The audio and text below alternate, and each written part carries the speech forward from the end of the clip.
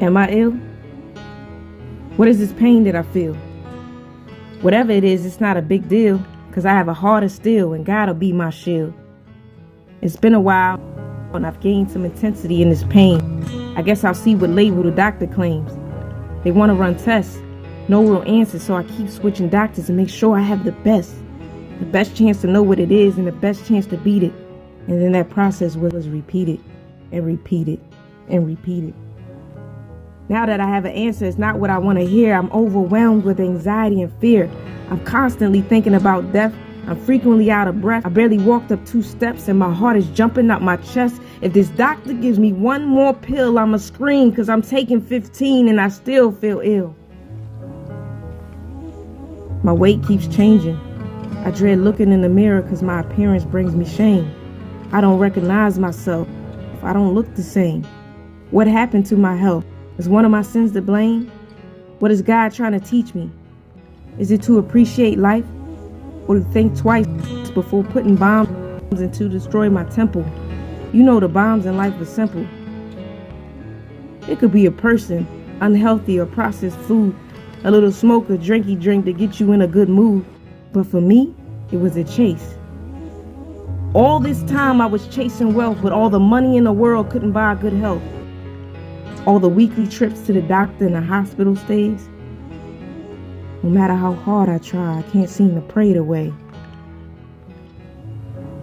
And if the pain don't kill me, maybe the anxiety will, worrying about when and if my body's gonna heal. Like a roller coaster, I find an incline. I slowly feel better physically, then mentally. I get excited like, is it true? Is it meant to be? No, it wasn't. 'Cause all of a sudden I dropped right down to regain my pain inside and out with extreme doubt that I would make it. So I anticipated writing letters to my child, giving advice about the important things in life, like the importance of education, how to create a stable financial situation, who to date, to never be jealous or hate, and to trust God. But wait, I need to take my own advice. God, I came to you way more than twice, but not once was I truly submissive. God, here I am, complete with trust in this illness. I lay it at your feet.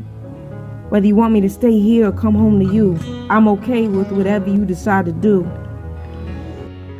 And just like that, it was over. I had surgery. The doctor says you can go home. All of that stuff that was killing me inside is gone. No more pills, no more surgery. I was amazed that there was no more hurting me. And after all that, the only thing singing in my mind was, why didn't I trust God the first time?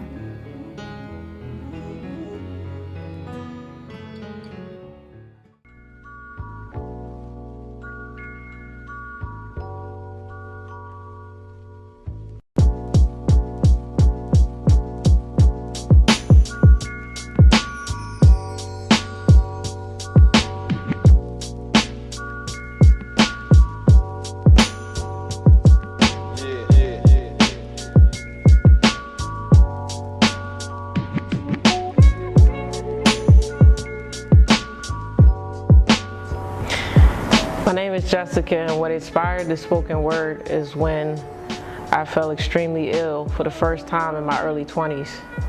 Now, typically when you're that young, you almost have kind of this like delusional thinking that you won't or you can't get sick, and you're not fully conscious of it until you finally do.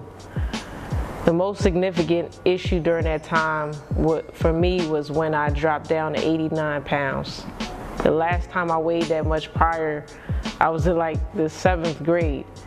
So I literally felt like my body was withering away and there was nothing I could do to stop it. The thing that gave me the strength to endure was being a witness to faith. Most Christians would expect me to say my faith in God, but I had to take it a step back before my relationship with God was as strong, to being a witness to someone else's faith before I really knew what faith was.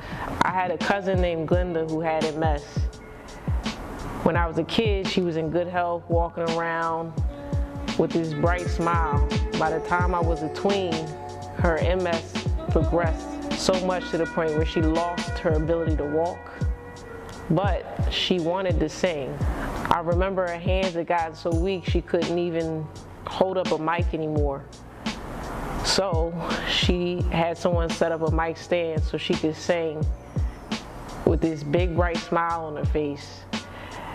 And in my darkest hour, that was the moment I remember, because she had lost almost all her functioning. The only thing she had left was her voice. And it didn't seem like she had a lot to smile, sing, or praise God about, but she did it anyway. She showed me that God is still on the throne, regardless of what you're going through. And I'm forever grateful to be a witness of that level of faith. The advice I would give to someone who's supporting someone with illness is, number one, proactively provide support in whatever capacity you're able to. Whether it's driving them to appointments, doing laundry, bringing them something to eat. I say proactively because some of the strongest people won't ask or even realize they need that level of support. The second thing is to pray, obviously, but there's two important things to remember when it comes to prayer. One is stop and pray with them immediately. It's okay to say, I'm going to pray, but it will bring that person immediate peace when you pray for them in the moment. Another thing is to pray for their mental strength. Often people skip over that and only pray for the physical, but for me, before God healed my body, He had to heal my mind. The advice I would give someone struggling with illness is, number one, give yourself permission to grieve the loss of your healthy self. The average person only associates grief with death, but in the psychology field, we understand that grief happens whenever there's a major loss or a significant change. Yes, it's frustrating to take medicine just to feel normal or to be in less pain. Yes, it's hard to go from being able to eat whatever you want to being on a restricted diet. But grieving your healthy self can allow you to accept the condition and do the things you need to support your overall health. The second thing is, don't let your anxiety attempt to predict the outcome. You never know how the story's going to end, because you can live with illness for years and then something else completely different can take you out of here. Then all that worry was for nothing. So when illness is a matter of life or death, focus on life and live the life that's right in front of you.